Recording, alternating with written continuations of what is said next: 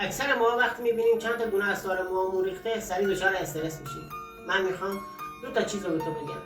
اولا دوست عزیزم، نباید حتما دچار ریزش مو بشید تا اینکه به فکر موات بیفتید. موی شما هم مثل پوست صورتتون به صورت دوره‌ای نیازمند تقویت هستش. دوما استرس نداشته باشید. استرسی که از عواملی هستش که ریزش مو رو تشدید میکنه. توی این مرحله اولین کاری که باید انجام بدی آزمایش هورمون بدی و تیروئیدت رو چک بکنی. یه پزشک متخصص باید تو رو ویزیت بکنه و در حین اینکه دارو درمانی رو انجام میدی میتونی از خدمات احیای مو هم استفاده کنی. اما همراه باشین برای ادامه کار. از روش‌هایی که توی سالن برای ریزش مو و رویش مجدد مو استفاده می‌کنیم های فرکانسی هستش، یعنی جریان الکتریکی با استفاده از نوسان بالا. این روش باعث میشه که فولیکول‌های کف سر تحریک بشن.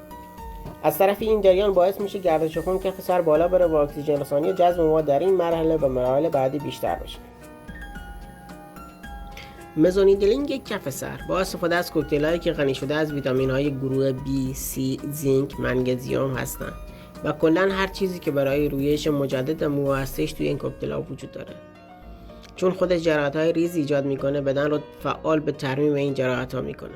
در نتیجه گردش خون بالا میره و ما میتونیم از این قضیه استفاده بکنیم و فولیکولورها تقویت بکنیم. و در آخر مزوتراپی و هیر فیلر تزریق مستقیم داروهایی هستش که حاوی عواملی هستن که موجب رفع ریزش و رشد مجدد موها میشن. بازم تکرار میکنم، حتما نباید دچار ریزش مو بشید تا به فکر سلامت موهاتون بیافتید. اگه بازم سوالی داشتین ما در خدمتون هستیم. همیشه بدرخشید. یا علی.